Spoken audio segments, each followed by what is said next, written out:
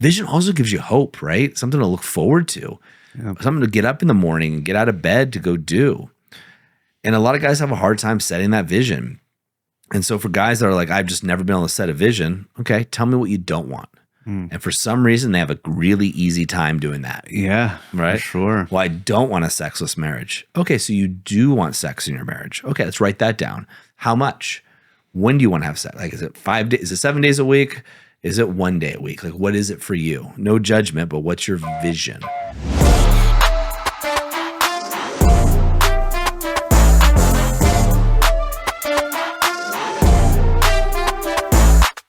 Hey guys, welcome back to another episode of the TPM Show. You ask questions and we're going to do our darnest to answer them. Once again, I am joined by Chris Hansen here, who is going to ask the questions that you guys have sent in. So buckle up and let's see how this goes. Let's do it. How are you today? I'm doing all right. Good. We were laughing off air. Yeah. Yeah, for sure. So, all right. We've got a few questions that have been sent in. And I actually really like this one. Yeah, I really like this. Why do I need a vision for my life and marriage? And how do I start creating one? Cool. I can see why you like this one. So the way I would answer a vision, like if you don't have a vision, somebody else will give it to you. And you'll end up living somebody else's life and somebody else's dream. And one day you're going to wake up and you're going to look around. It reminds me of this old song, and you're going to be like, who are these kids? Who is this woman I'm with? This is not my house. This is not my car. You're going to have a lot of regret. A lot of regret. And so you'll be wandering aimlessly through life. And there's nothing wrong with wandering aimlessly if that is your intent and that is your vision, so to speak. Yeah. But wandering aimlessly through your relationship, your marriage, and life at the same time, you'll be rudderless. And so somebody with a strong paradigm or a strong vision is going to have you fulfill theirs. And it reminds me of a story I heard where this guy asked this woman and says, you know, like, what's your vision, basically? And she's like, well, I don't have one. He's like, all right, I want you to picture this. Picture a rolling hillside with a vineyard on it. And just beyond that vineyard is horse stables with 6 horses inside. And can you picture that? She's like, yeah, great. Now imagine this house. He starts describing the house, starts describing the place. He's like, that's my dream and my vision. So why don't you go work on that? Nice. You know? Yeah. But I think it shook her up. Like, oh, okay. Like, you're basically saying you're going to start working towards a vision. Yeah. You might as well work towards a vision that you want. Yeah, for sure. I mean, there's so many reasons to have a vision. For me, it's my anchor point. Yeah. Right. Just in day-to-day life. If something comes in, knocks me off center, if I'm just rattled in any way, right? There's plenty of things in my life that can come in and kind of rattle me. Yeah. If I don't have a strong vision in place, it's really hard for me to get back on center and really focus on like what I'm doing, even in the moment. You just got off the Alpha Reset. You just attended the last Alpha Reset we had at the ranch. Hope you had a good time. Yeah, it's great. But there's a vision piece to that. Yeah. Was that powerful for you? 100%. Okay. Yeah, it was very powerful. And it was, I mean, the exercise itself that we did was really cool, the way that it was structured. And kind of pulling a vision into you, right? Like what's that really big version of yourself want for yourself and see for yourself, and how do you connect to that? And I've been working on my personal vision off and on for years at this point, and it comes in these various states. And I'll tell you, I moved to Sisters back in August. Yep.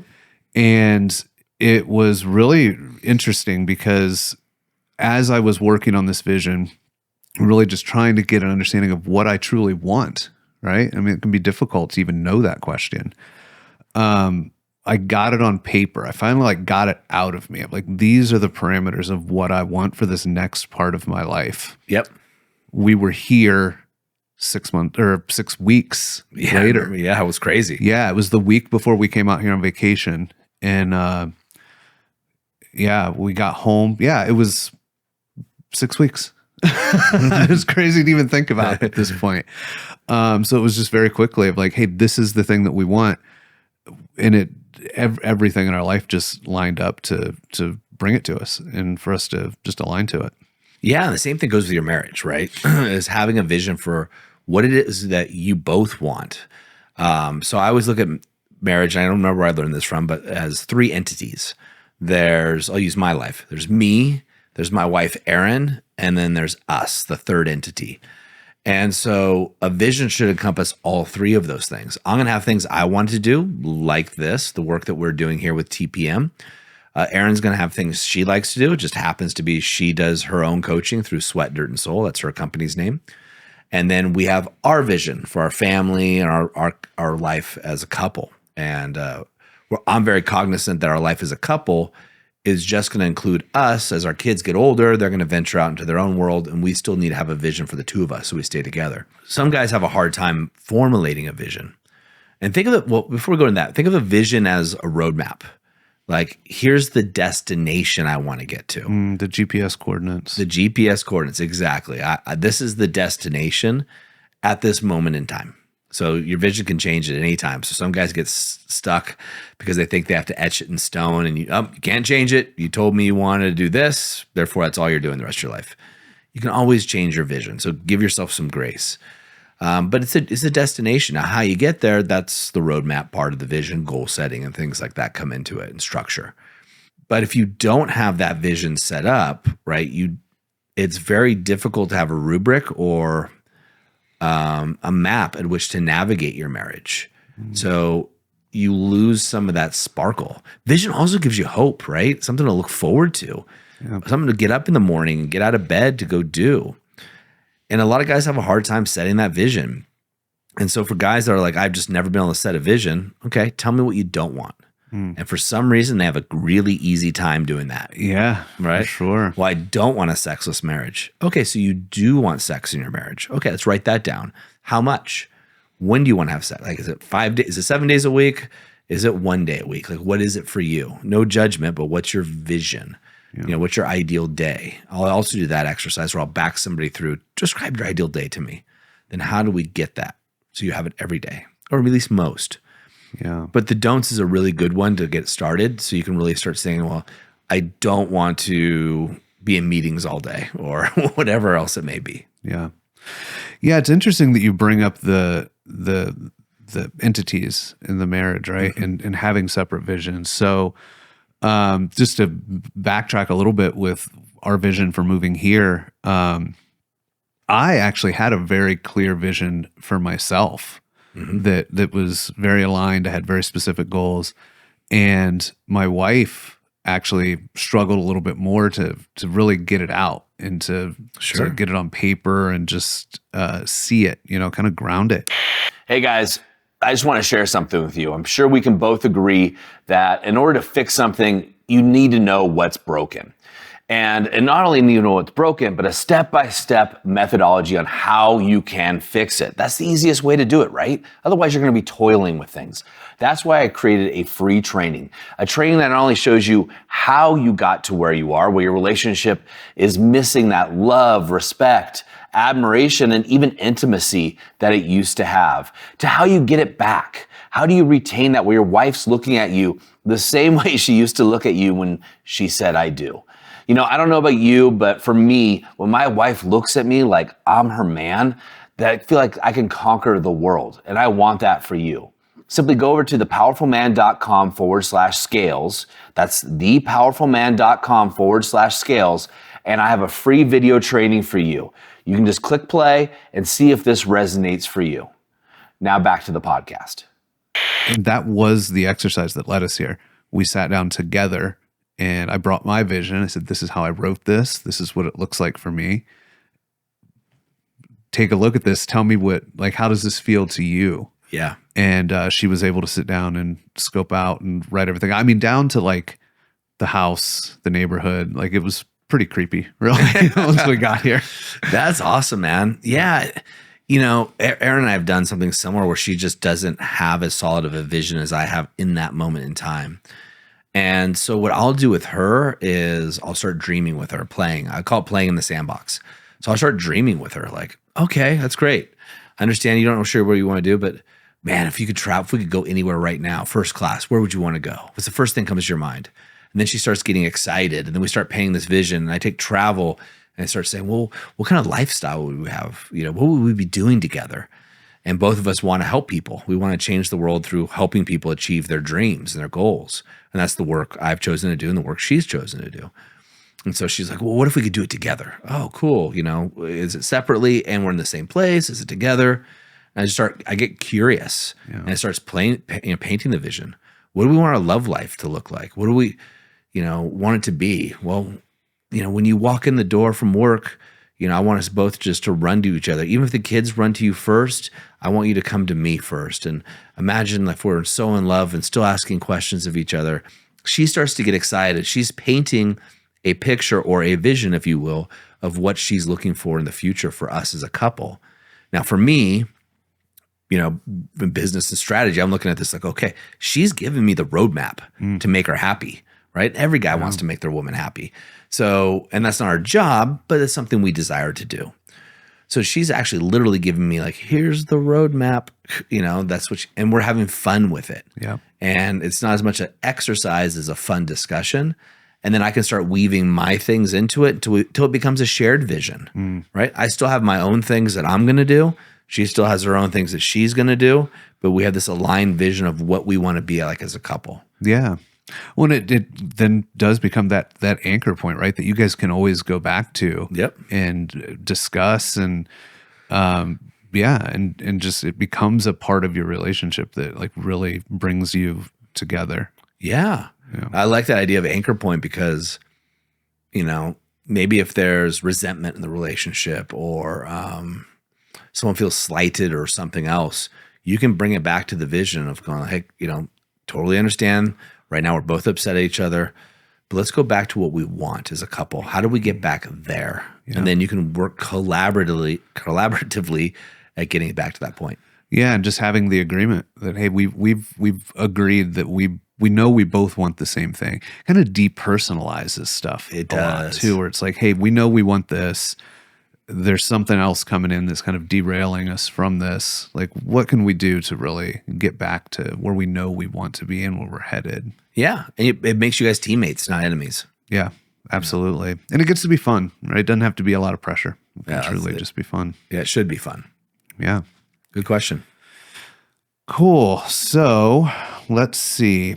While you're looking for that, guys, if you're listening to this or watching this on YouTube, send your questions into vip@thepowerfulman.com if you'd like them answered here, and we'll do our best to get to them. We get a lot of these coming in.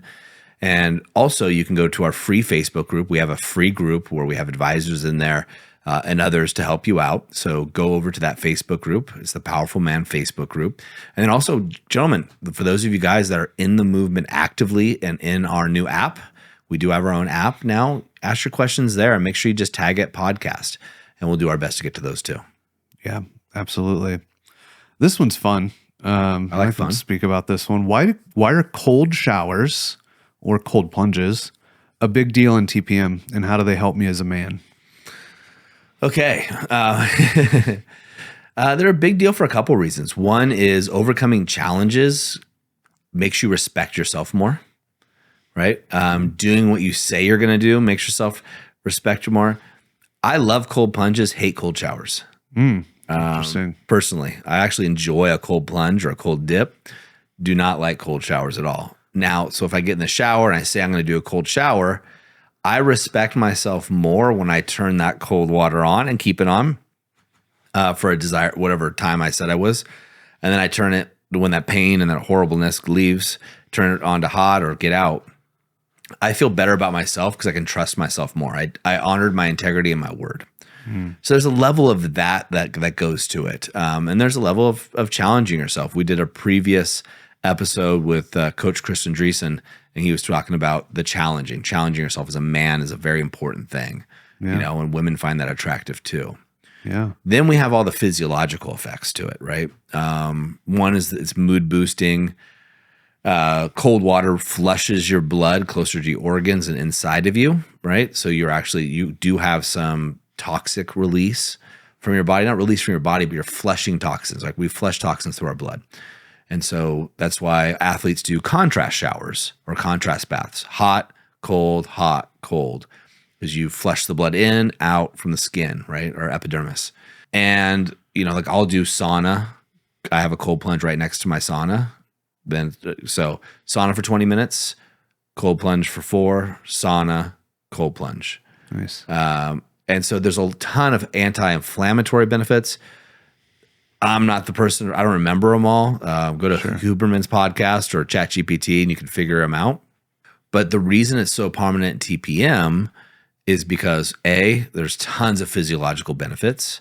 Also some possible fat reduction, muscle soreness. B, you have that challenging yourself. And C, you have honoring your word and actually doing something that puts you out there. It's funny. I was going to jump in the pond out here, the ultimate cold plunge here in the Oregon winter today, but I was afraid I wouldn't be able to get out because my legs are very sore. You can always walk in. So I had to do the Doug Holt, take a cold shower. But I always find with cold plunges, cold showers, in the moment, if I feel overwhelmed or I just feel like I need an energy boost or just not feeling myself, pretty much universally, aside from all the other wonderful effects, if I just hop in there, give it, even if it's just a minute, right? They say 3 minutes is kind of that benchmark, but even if it's just a minute, like I come out and I know within 2 or 3 minutes of that shower, like, I'm going to feel better. Yeah. I'm going to be more engaged. My energy is going to be clearer. Becomes a mental game, right? That's why breath work is so important if you're doing a lot of cold work or cryo work. It's by far the best thing to do. So Wim Hof's breath work is really good previous to a cold dip or cold shower, and even while you're in there, because you're using circulation, but you're also giving your mind something to do. Our mind just plays tricks on us all the time, and that's why I like cold plunging or dipping, because you're all in. You just jump in, now you're in. Then I'm fine. I could sit in the pond for a while, or every time Aaron and I, when we dated, we go backpacking a lot. And I had a thing where every lake that we camp next to, I always swam in. I still do it today. Nice. Like even if it's winter, like the people here, we're in Sisters about 3,500 feet. Then you go up into the mountains, the mountain lakes, and all the other dads look like I'm nuts when I just throw on I'm going in. Luckily, there's one other dad that's as crazy as I am. Yeah. But you go for a little cold plunge, a little cold swim, and you feel so invigorated. Yeah, you feel alive and present, like the presence that comes with being in that water, and then coming out. Like there's so much value to it. Cool. All right, one more. How can I get my wife to work on herself without pushing her away or making her defensive? Be the lighthouse. That's it. So, in my experience, totally made up statistic, but 90% of the time, when a man works on himself and does it openly, not privately, and actually exemplifies the changes he's trying to make, the woman follows. Yeah. I can only think of a handful of times that men have told me that didn't happen. Now, maybe it did, because what also happens a lot of times is guys find out that their wives are doing it privately, right? So my wife would be one of those people in the sense that she doesn't want anybody to know she's doing something until she's good at it. Oh, it's just I love that. one of the things that it's just about her. Whereas I'm just like, whatever, I'm trying something. If that doesn't work, then I don't care. So a lot of guys will do the work and they'll be like, man, my wife's just not lurking herself. I want her to do the work, because they're experiencing such growth, right? They're feeling so great about themselves, and they want their wife to step in line and do the same. In that instance, most of the time they find that, wait a minute, I didn't know she's listening to podcasts, reading books, journaling, maybe even taking a course herself. That happens a lot. Now, when doesn't it happen? It doesn't happen as much when the guy is trying to come at it from an energy of she needs to do the work, because that's a judgment, right? And she can feel that, smell that. And if your woman's as strong as my woman, she's got a strong teenager inside, she's going to be giving you, subconscious middle finger, if you will, and saying, well, I'm not going to do it just to prove to you that you can't control me. And you don't want to be like that anyway. You don't want to be, you do your work for you. Your wife's on her own journey. If you do your work and create the space for her to do her own, I think 9 times out of 10, if not 10 times out of 10, she'll step into it. Yeah, I agree. It's been my experience. And I've done both, right? I've been in that space where, I've working on myself, and I feel like I'm, just projecting onto her that she's not doing enough. And I mean, that's not a good feeling. It's not a good feeling. It's a transactional feeling, right? I've done the same thing, right? We all have. Man, I can tell you that when Aaron and I were going through our stuff in our marriage, if you would have asked me, we're having a beer or something, I'm like, man, if she needs to do this and this and this, and then we're going to be good, right? She needs to, right? Yeah. I'm sure I'm the only man in history that thought their marriage would be great if their wife changed. Yep. But I did. And, it didn't work for me. Yeah. What worked for me is when I started working on myself, she then started working on herself, or we were doing both at the same time, but we weren't doing it together in the open light as much. Yeah. And it's when we both started noticing changes within each other. Yeah. That keeps you in that place of leadership as well. 100%. Yeah. You have to be. I love these questions, man. Thanks for coming by and asking them. And I love the fact that these guys feed them. Yeah, absolutely. Thank you for having me. Yeah, I'm glad you had a good time at your guitar as well. Yeah, we'll talk about it soon. Gentlemen, love the questions. Keep them coming in. As always say, in the moment of insight, take massive action. Look, if you're not in the TPM app, first of all, I'm sorry. We're working on that to facilitate, to allow more men to come in. We're a big movement of men, and we want to let you guys in. But we have is a free Facebook group, right? You can go over there now if you want. Ask questions, share stories, meet other men like you. Iron does sharpen iron, and you want to surround yourself with other great men. So you can go over there and ask questions, or you can submit questions by simply emailing. We all have email. It's vip@thepowerfulman.com. Submit your question. Say you want it asked on the podcast. The more specific you can be, the better. Bonus points, if you want your voice to be heard, you can include a voice clip. And Colton, our audio engineer, producer extraordinaire, I'm sure he can figure out how to do that. But in the meantime, guys, make it a great week. Remember, you are meant more for than just average. And we'll see you next time on the TPM Show.